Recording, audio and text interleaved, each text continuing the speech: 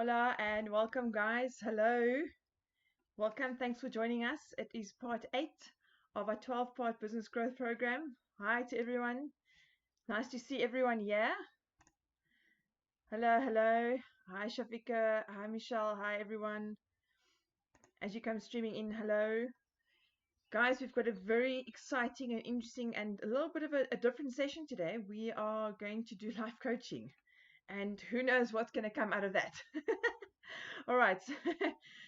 You have sent through a lot of your questions, and thank you for that. I appreciate it. So we're going to do something a little bit different today, and that is we're going to look at how we can help you in your business right now, practically. And I asked you to send me any questions that you might have, blockers in the business, where you're stuck, where you need help, a little bit of guidance, perhaps assistance in laying the foundation on how to help you build a solid, structured business. So, guys, thank you so much for joining. You're all streaming in. Thank you. Lovely to see you. All right. And I think let's kick it off with our first question. And I say our first question, what transpired is when I asked all of you to tell me where you're stuck in the business, what your blockers are. One of the big things that came up was social media. And what is the importance of social media? Should I be using social media? All those good things. So I decided to put that into one question because it was a topic that came up with a lot of you. And when we look at social media for business, we need to look at, is it important? So why is social media important to our business? And guys, social media is another way of selling. It's a modern version of selling. And it now forms the crux of your marketing campaign and your sales outreach. So I want to say yes, definitively, that right now social media is very important. Look, when we do sales outreach and we're looking for leads and we're going to generate leads and we do all our campaigns and stuff, it's digital. But there comes a point we're going to take it offline and we're going to do a human to human. Because remember, we've been saying throughout this course that people buy from people. So we definitely want to bring in that human factor. Now, for those of you who asked me about the social media thing, ask yourself this: where does your crowd hang out? Because I get it, it could be exhausting for a lot of us to manage multiple social media platforms and to generate native content for LinkedIn and Facebook and Twitter and Instagram. It gets a bit too much, perhaps. And if we're doing it for our personal brand and our business, where do you draw the line? And I think this is where you draw the line. You need to determine, where does your crowd hang out? In our part 2 of the series, we chatted about branding and positioning. And the ultimate part there is to understand who is your target market, who is your buyer persona, your client avatar. These terms all mean the same thing. And once you've determined who that one person is that you want to sell to, that one person who's your ideal client, you will know what social media platform they hang out on. And then you don't have to do multiple um, social media platforms. It's not necessary. So, and instead of then being active on Twitter and being active on Instagram and Facebook for the sake of being active, now you can do targeted marketing on one platform. And if your crowd hangs out on Facebook and you selling baby booties, fantastic place to sell any baby related stuff, then you're going to gear all your marketing for Facebook, aren't you? And when you're on Facebook, I want you to write this down. I want you to keep in mind, when you're on Facebook, yourself and your prospective clients, people are more in a social mindset, as opposed to when we're on LinkedIn, we're a lot more in a business mind space. So we're allowed to, it's almost like we're being given permission that when we do marketing on Facebook, it's a lot more relaxed, it's a lot more chilled. The edges are a lot softer, as opposed to LinkedIn, where it's kind of expected to be a little bit more business-like. Then once we've identified where the crowd hangs out, so your ideal market, we need to understand what's the criteria. And we'll run through this again just now. Are we speaking to men in their 40s? Are we speaking to millennials? Are we speaking to the baby boomers? Are we speaking to people in the major centers of South Africa, or are we speaking to people in Australia? So, what is the criteria for our target market? Do we understand where they're at currently in their life? Maybe if it's a baby boomer, they're going to be a lot more comfortable on Facebook, and stats show that. Baby boomers have adopted Facebook at such a rapid rate that the percentage wise of baby boomers on Facebook far outweighs any other age group. Then we need to look at A/B testing. And what I mean by this is you might share a blog post, let's say on LinkedIn, but you're going to have a different cover image for the second time that you post that particular blog. So you're going to write your social post content, you're going to share the link and have a set of hashtags. You're going to post it, let's say 6 o'clock on a Monday night. Then that's your A testing. Then your B testing, you're going to post it, let's say 2 a.m. Friday morning with a completely different set of hashtags and a different image with the social media content, the post part rewritten. Then we're going to look at which one did better, which one got more conversion, which one got more engagement. Then we'll understand hashtags, which hashtags work better. We'll understand what images work better for our crowd, what time of the day they're on, and what day of the week. All of these factors are important. In order to get the conversion that you want to see from social media, i.e., you don't want to keep on driving the social media campaign and keep on putting out content with absolutely nothing coming back. So you want to see a return on your investment on time and energy and effort that you've done with your social media. So in order to see this, we need to post consistently. If it's once a day, 4 times a day, depending on the platform that you're using, so be it. Always add value. So if you're on LinkedIn and you see that if you post once a day and you're getting great traction, and then you test the next week and you do twice a day and the traction's pretty much the same, then you can stick to once a day. If you are posting on Instagram and you're posting twice in the morning, twice at night, and then the following week you are doing one in the afternoon, one at night, and you see a huge difference, well, then you know that you need to post 4 times on Instagram at those particular times. So we need to understand the mind space of the Susan or the Trevor or whoever it is that we are targeting our social media to. Then we need to look at the analytics. And the great thing about business pages on Instagram, business pages on LinkedIn, business pages on Facebook and Twitter is it gives you analytics. It gives you data. It tells you how many people engaged with your post, how many people shared, liked, commented, how many people clicked on the link, who did a call to action, what links worked, what hashtags were kept on popping up that would be effective for your crowd. So we need to look at this data because this is going to help us with our marketing campaign strategy. Guys, and I keep on hammering this thing, and to all of you who asked this question about social media and the importance of social media, you have to have a strategy with anything. With when you plan your business, your finances, when you put your sales campaign together, your marketing campaign, when you write down the procedures for your business and the processes, there's got to be a strategy in place. It's your roadmap. If you don't have a roadmap, how the heck are you going to know where you're going, when you need to get there, and what route to take, what pitfalls to miss? Okay, so we need a strategy.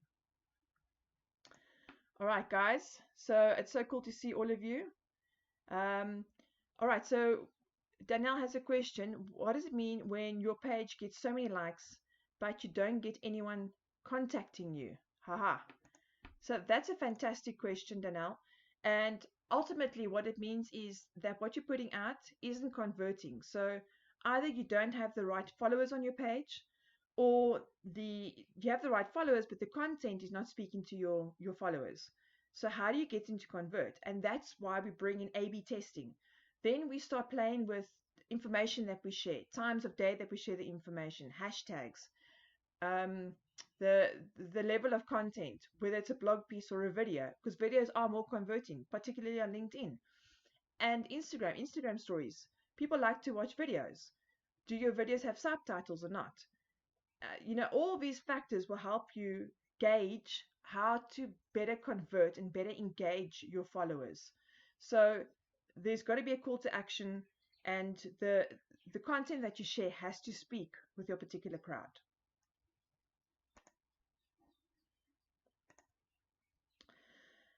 Another cool question that I got from a few of you was website conversion. And I think, Danielle, this would also speak to your question about converting on social media, is how do we build a website that converts?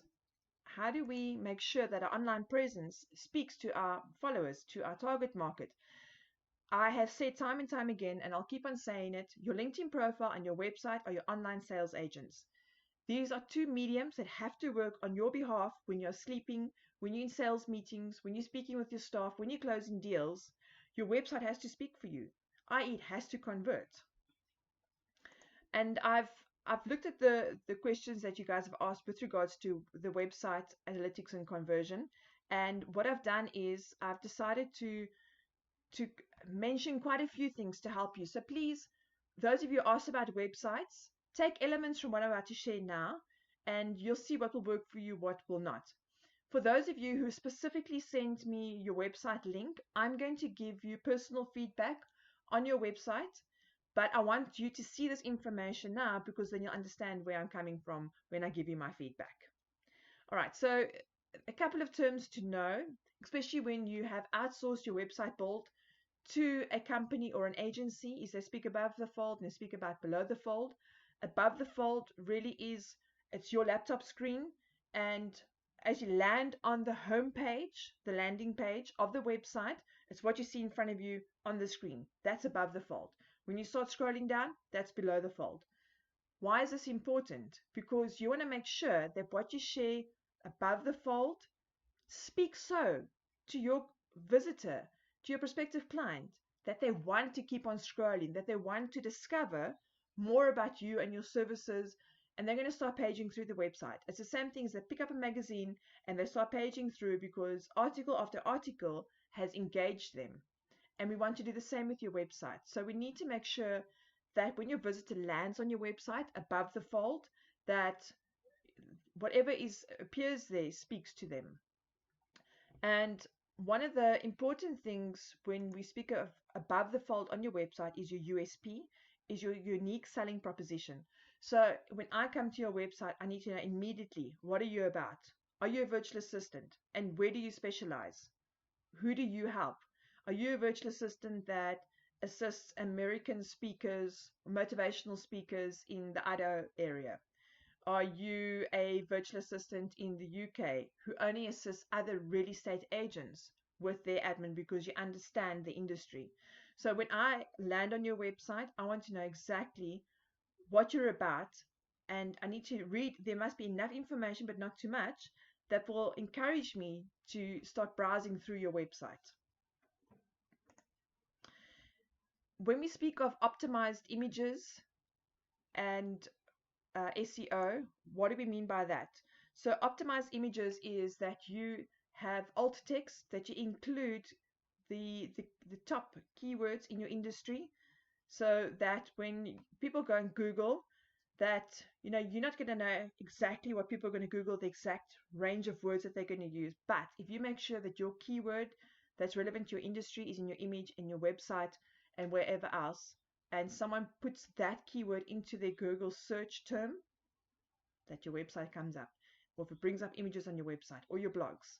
All right, so we need to make sure that every image on our website is optimized for SEO, that Google can pick it up, that it's relevant to the content on the website. We need to make sure that the website SEO, so that, again, when people start searching for your particular services or product, that you start ranking, that Google will reward you for the keywords that you're using to make sure that everything ties in, that what you're saying is true, that your blogs that you're writing, the services that you're offering, and all your testimonials you're sharing, all the other content in your website marries up to one point, that it is a true reflection of what you're doing. And yes, the keywords you're using are the right keywords. There's a cool tool called Alexa, and Alexa will help with ranking. And I don't have it installed in this particular browser, but I want you to go and search Alexa and install it as an add-on into your Google browser, and then go to your website and click on the button, the Alexa button, and you'll see the ranking. So you'll see where your website ranks globally and where your website ranks in South Africa. And it will also show you how many links are pointing back to your website, which is also very important for SEO. So Alexa ranking, write that down, Alexa. This is going to help you understand where is your website positioned. And I'm going to give you a little bit of a nugget.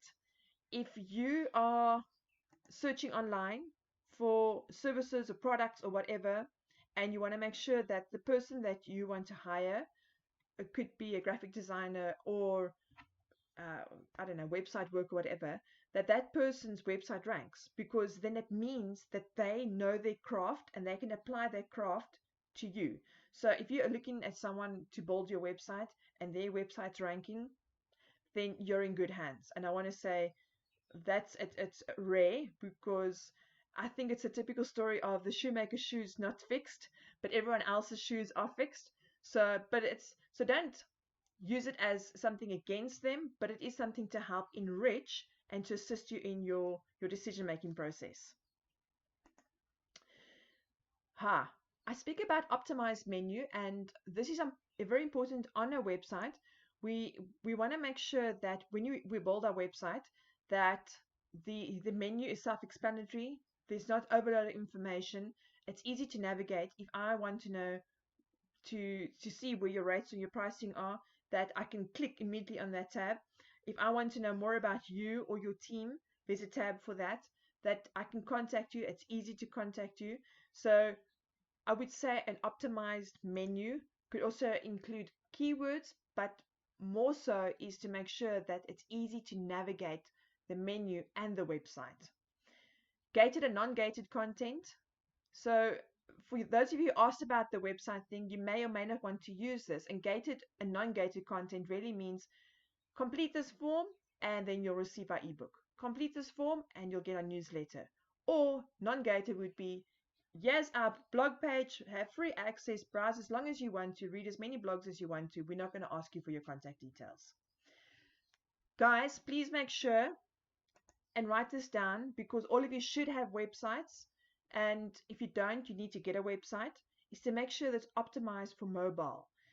The stats are something way above 70% of mobile users do their research, search online, spend time on their phones to do what they need to do. So make sure that your website is mobile friendly, that it's not difficult to scroll or to read the website, that it really is, when you look at the phone, if you scroll down, it's all in one screen. And then call to action, CTA. So again, if you are going to outsource your web building services to someone and they start speaking above the fold, below the fold, CTA, that you know what they're talking about. So call to action is, again, I'm telling you to please pick up the phone and call me. I want you to read my blog page, and once you've read this blog, I want you to share it on social media. I want you to complete your contact details so that you can get my ebook. So call to action, you're telling the visitor what to do next on your website. How does the flow work? Must they go from the home page to the rates page, to the team page, to the contact us page? Do you have a contact form at the bottom of every page? Are you making it easy for your visitor to get hold of you? All right, so that's what I mean by call to actions.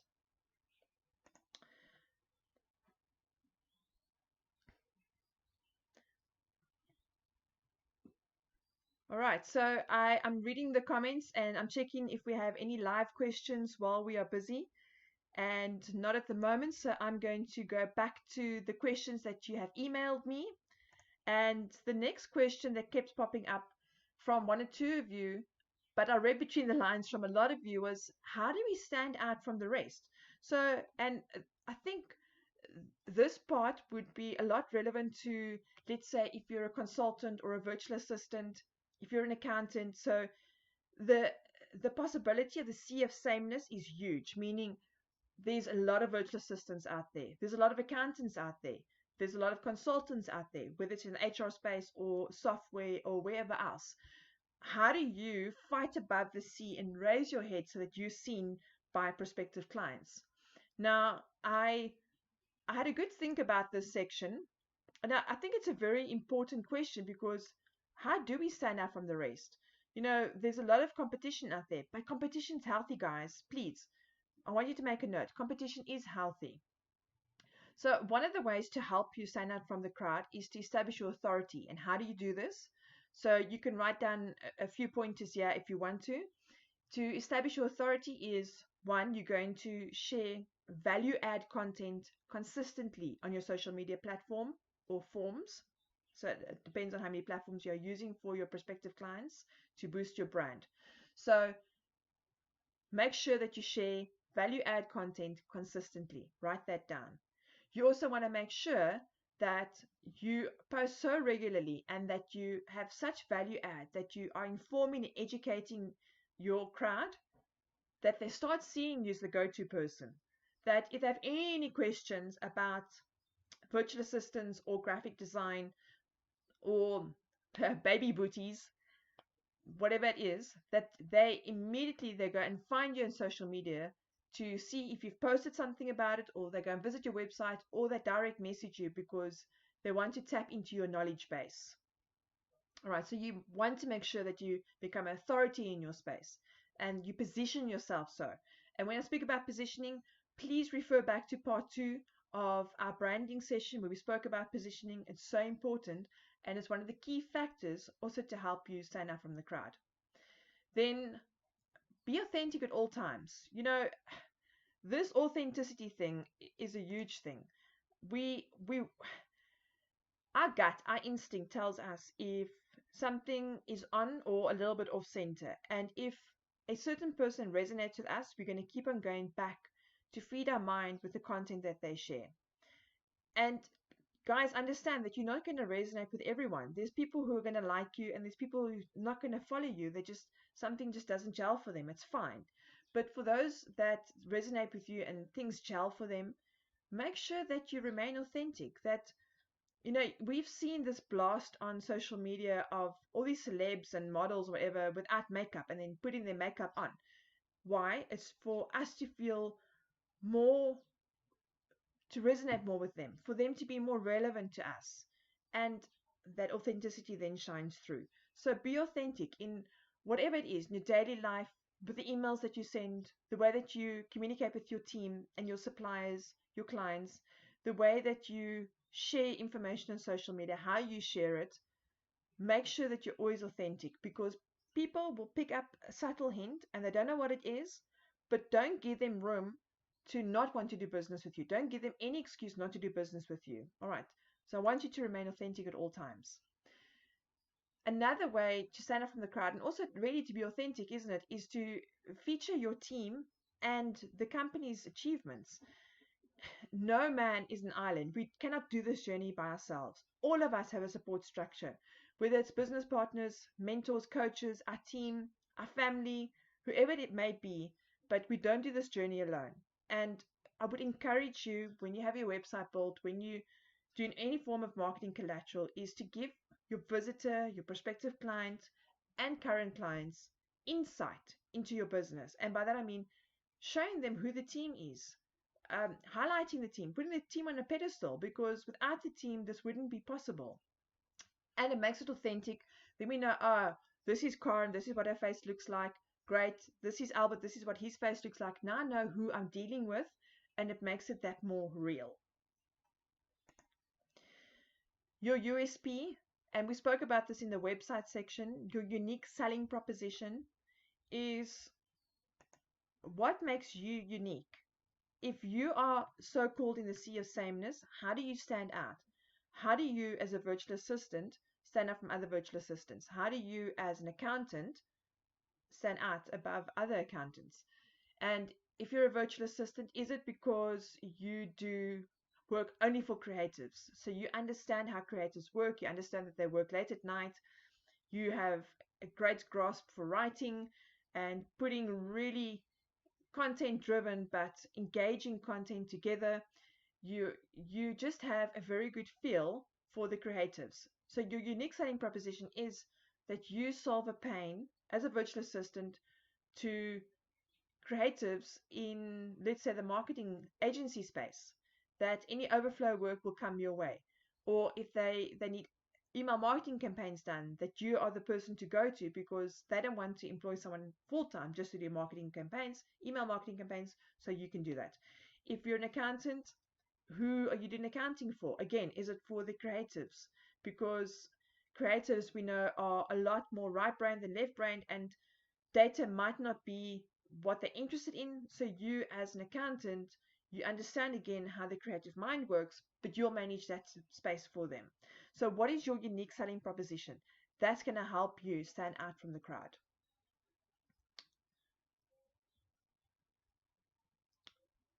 Okay. Um, then we want to keep improving and evolving, guys. You know, write this down. Change is good. Change is healthy. Change is needed in order to become successful. If you ask anyone on my team, I often speak about stepping out of your comfort zone, entering the uncomfort zone, becoming comfortable with being uncomfortable, i.e., being willing to change and to evolve and to grow and to better yourself. You know, with growing pains, it's not easy.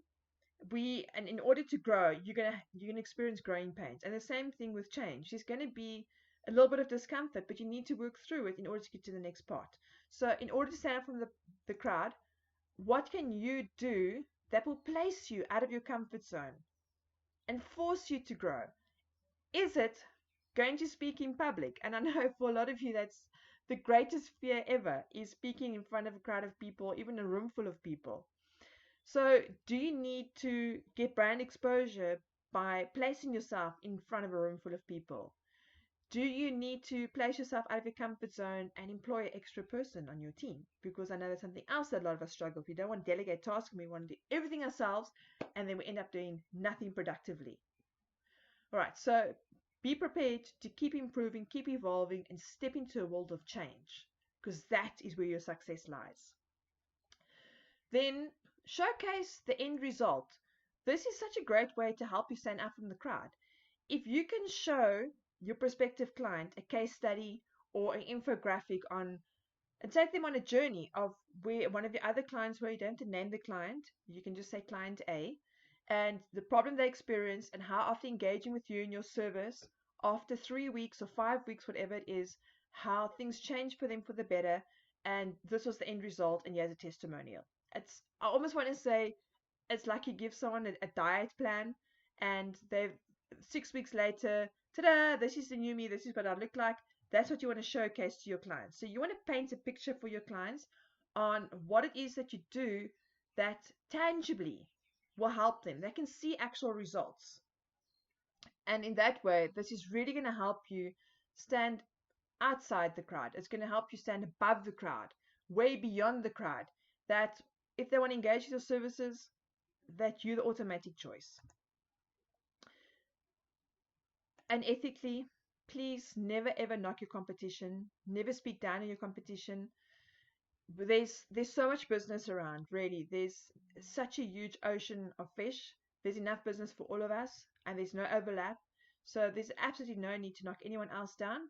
And in fact, what you should do is take a look at what your competitors are doing and improve on it. Make it better, but make it authentic to your business so that it resonates with you and your client base.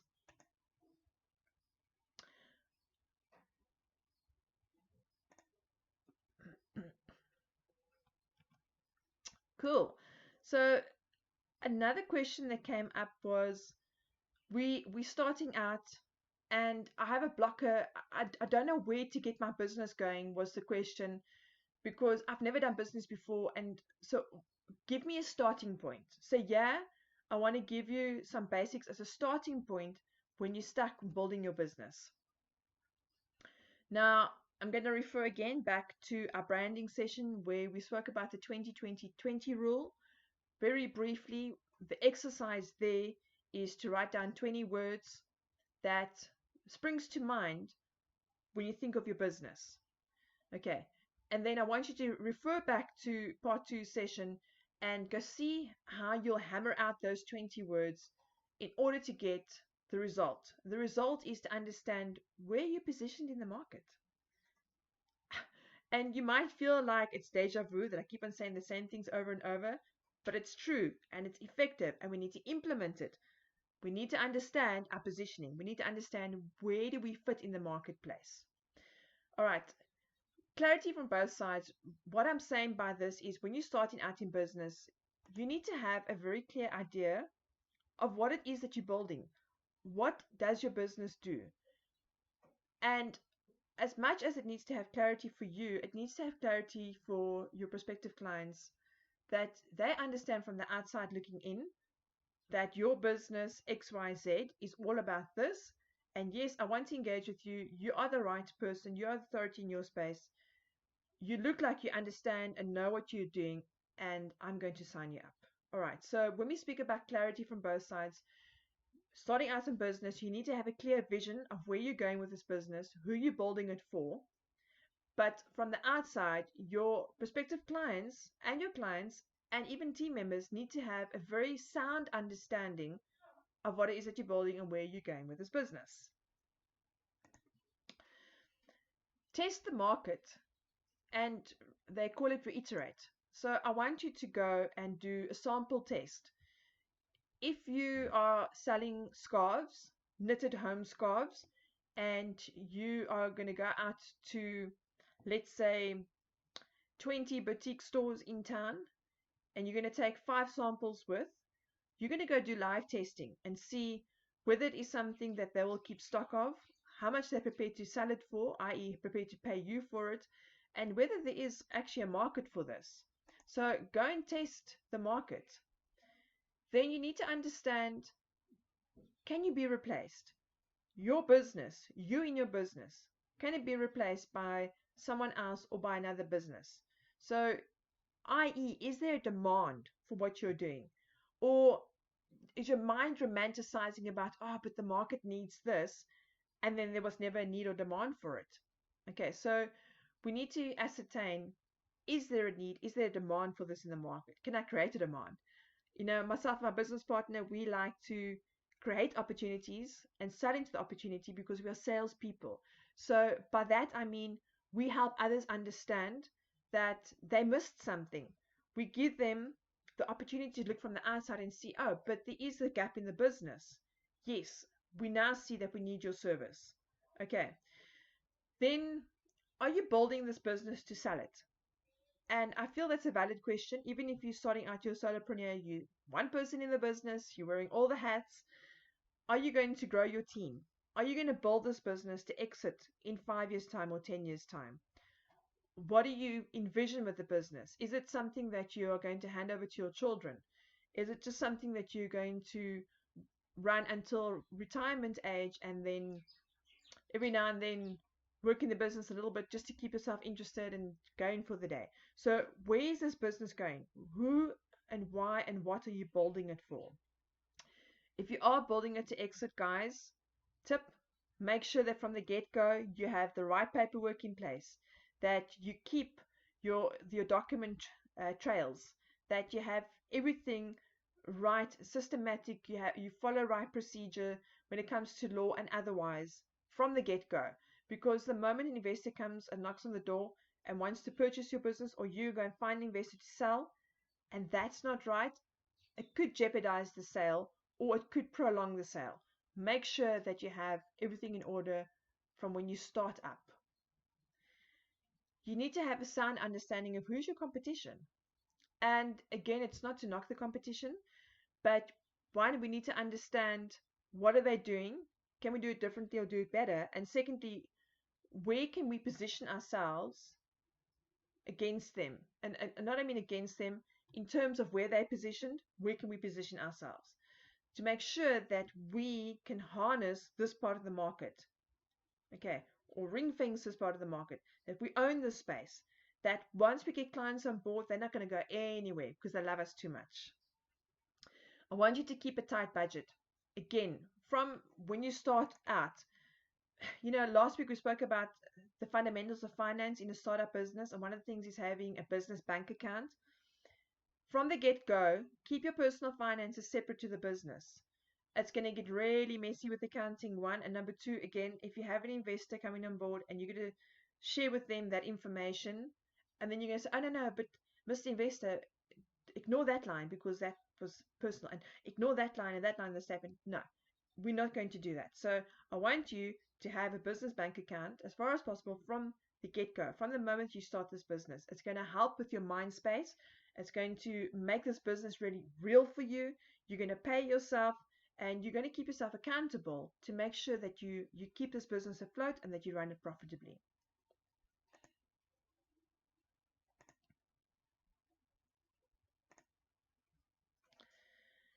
Then quite a few of you asked me a few marketing questions, and you'll be delighted to know that of the 4 weeks that we have left on this program, we are going to speak in a lot more in depth again about marketing and sales and so forth.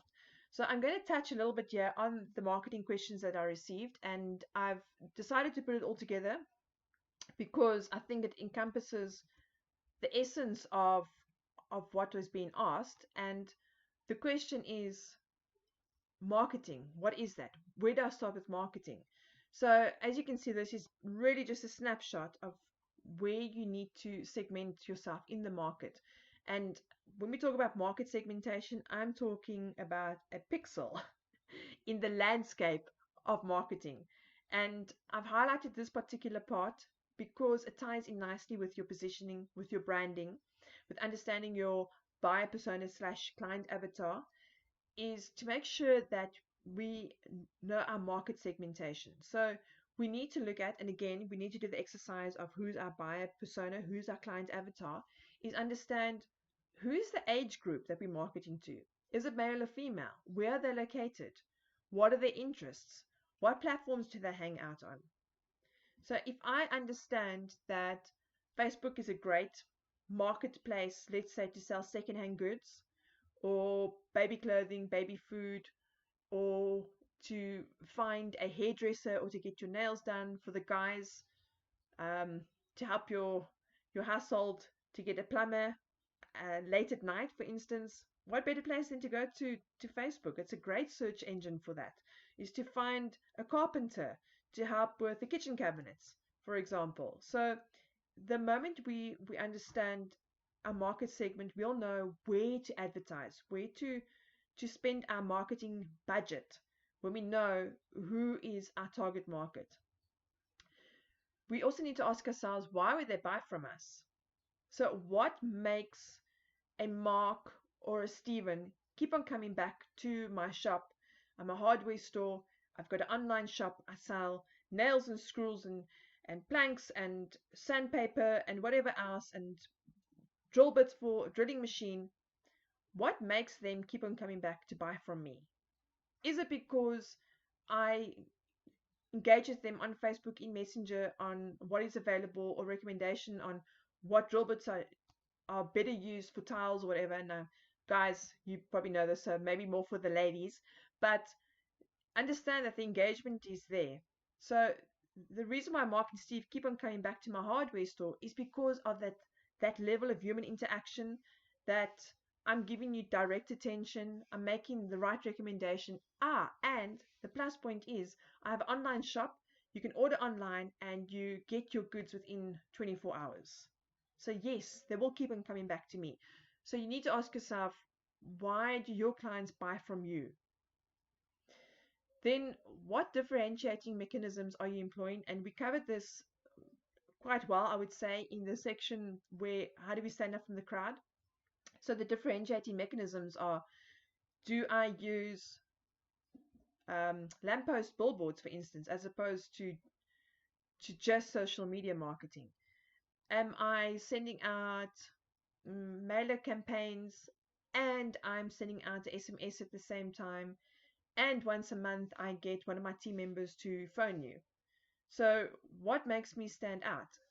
Am I sharing blogs with you that I know that are relevant to your particular industry and the problem that you have, that will bring value to you? Have I done a great introduction between two people that you can collaborate? So what will set you apart from the rest? CRM.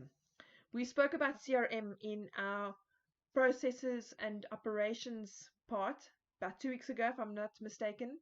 And CRM is a great part of this. We need to gain insight into our current client base, but not only that, we need to gain insight into the leads that we have done outreach to.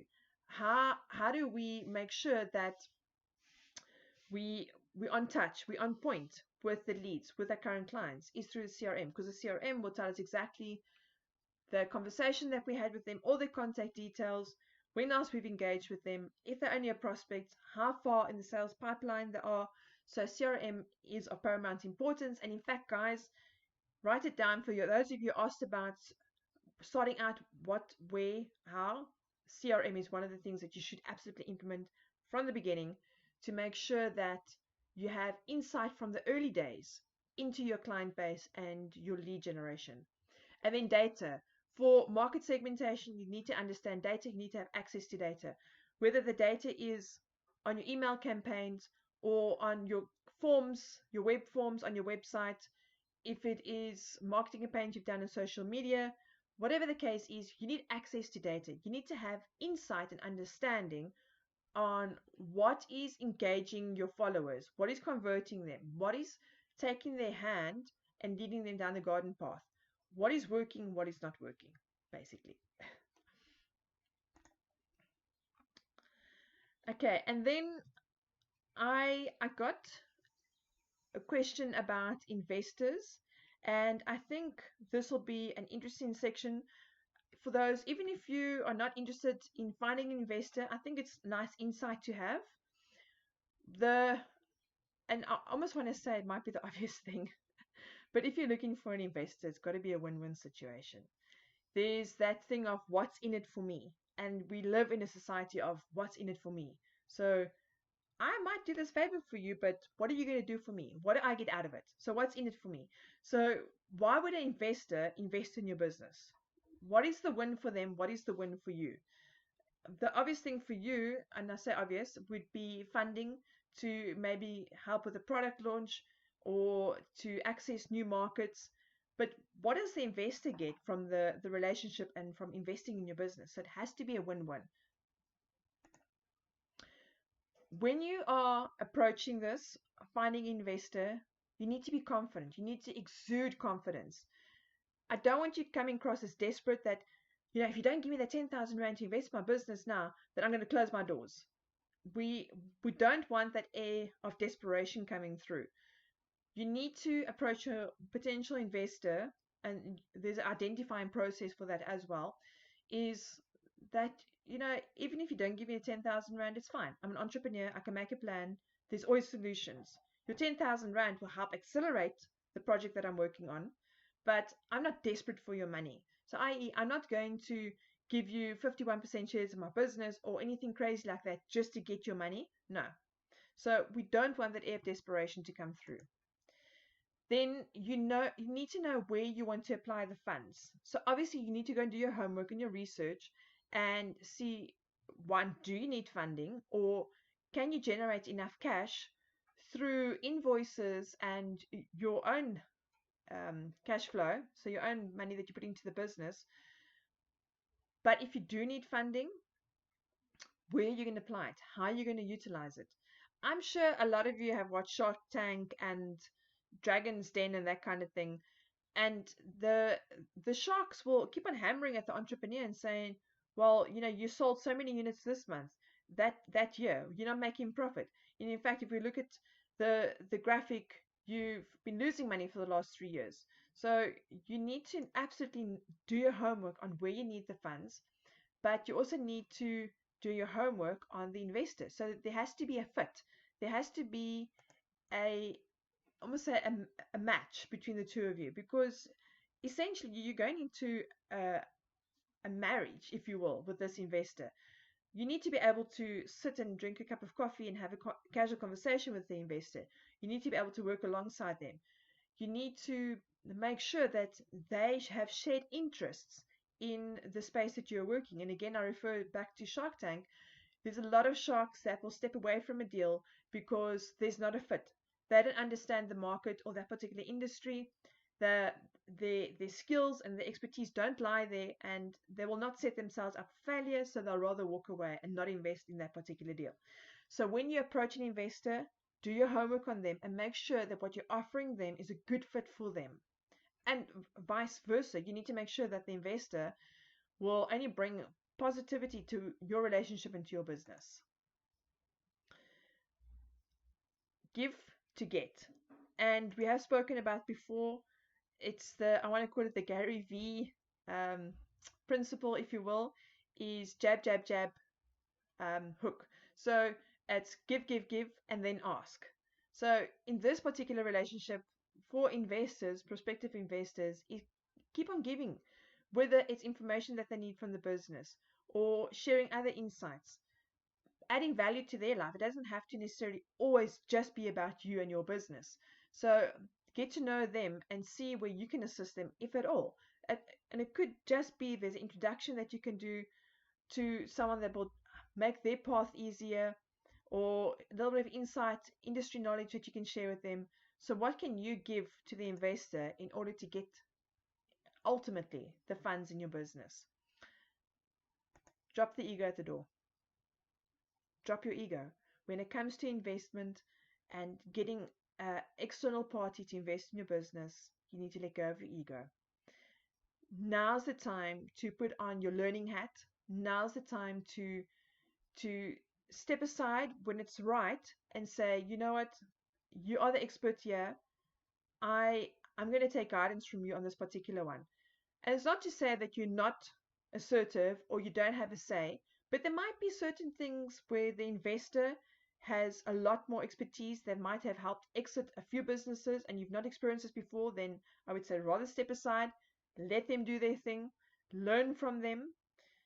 But there are times that you're going to have to stand up and say you don't agree. But in order for this to flow and for this to work successfully, we need to check our ego at the door.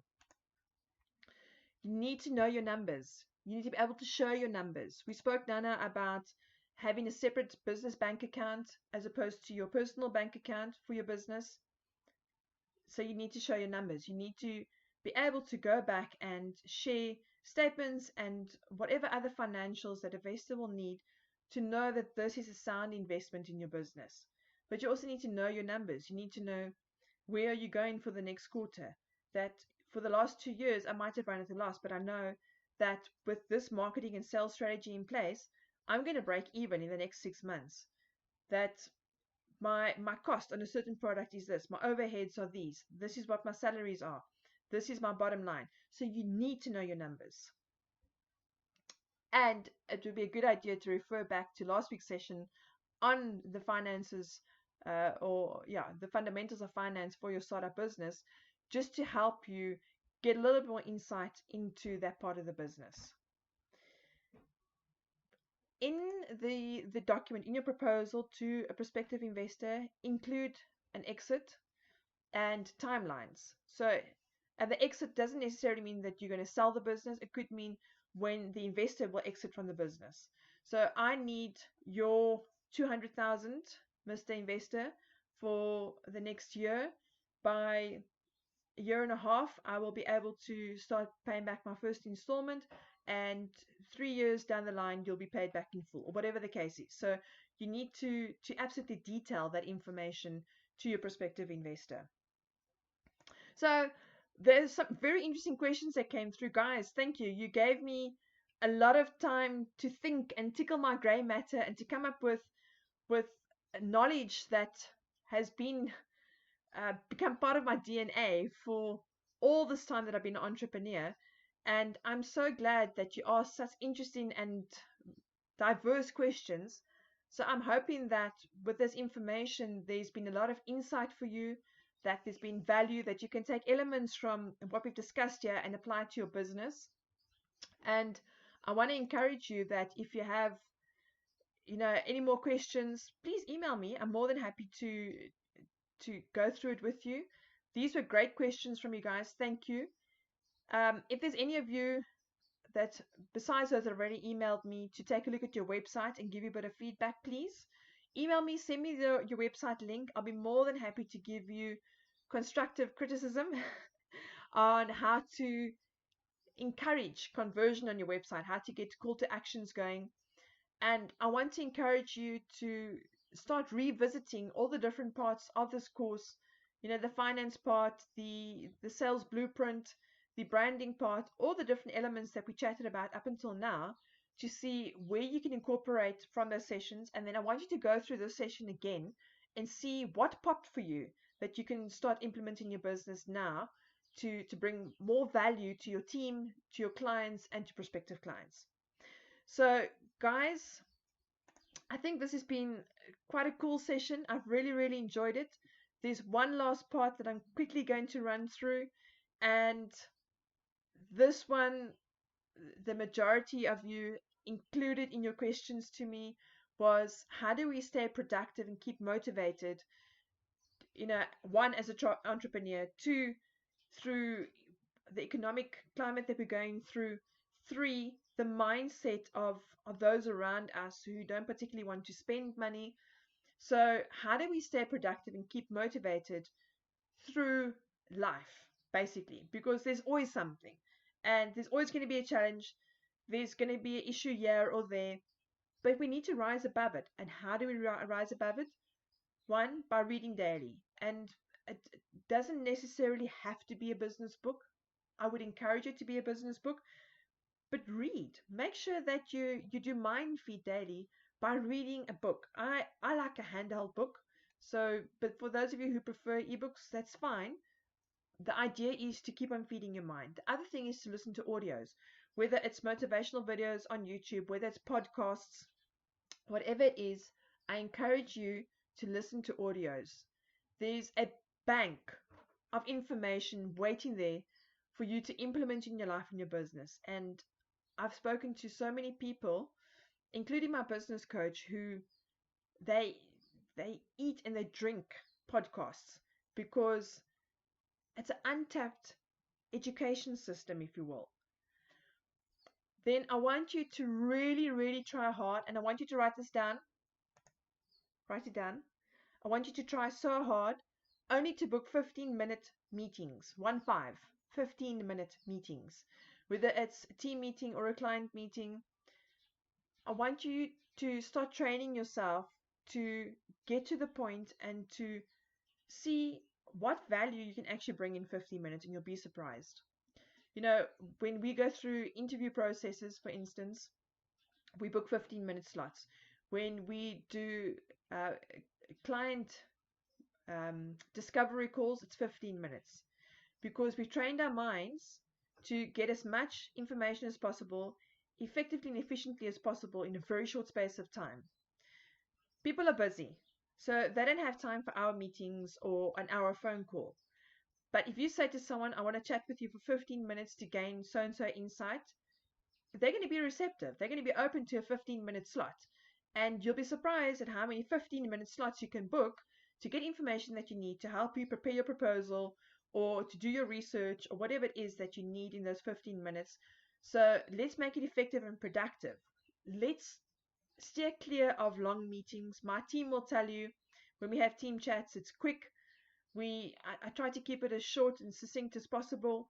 When I do client proposals, I don't like to go over 20 minutes, because we can cover what we need to in 20 minutes, and the client can then walk away and go and simmer on the information and come back and say, I thought about this aspect and I thought about this and this.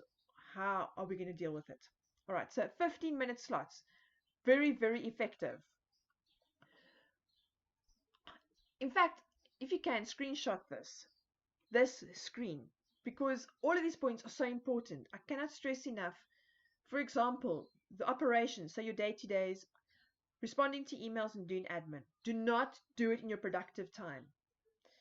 And whenever your productive time is, it could be from 9 in the morning to 11. You are at your most productive because your mind is fresh, you're energized for the day, you're starting out. Allocate that time for sales and marketing. Do not do admin related things in that time. So do not do operations in the time that you know you're going to be the most productive. When your energy starts to wane and the day starts getting a little bit longer, then we're going to set aside our sales things, our sales activities, and we can start looking at responding to emails, because honestly, what return on investment are you going to get from an email? Yes, if it's emailing a proposal, great. There, I'm in. If we're emailing about closing a deal, awesome. If we're emailing somehow about onboarding a new client, but otherwise, what return on investment are you getting from emails? So rather do it in a time that you're not productive. You need to be well planned and strategic. And in the same breath, you need to plan for the following day. So you need to absolutely know what your schedule looks like for the next quarter, for the next 2 quarters. Where are you going to be finding new clients from? What legal things do you have to deal with in terms of taxes and regulations? How are you writing a book? Are you going to launch a new website? Are you going to launch a new product? So, how are all these things going to fit in your day to days over the next period? I also want you to write this down. Sit at night for 10 minutes before you go to bed as you wrap up the day.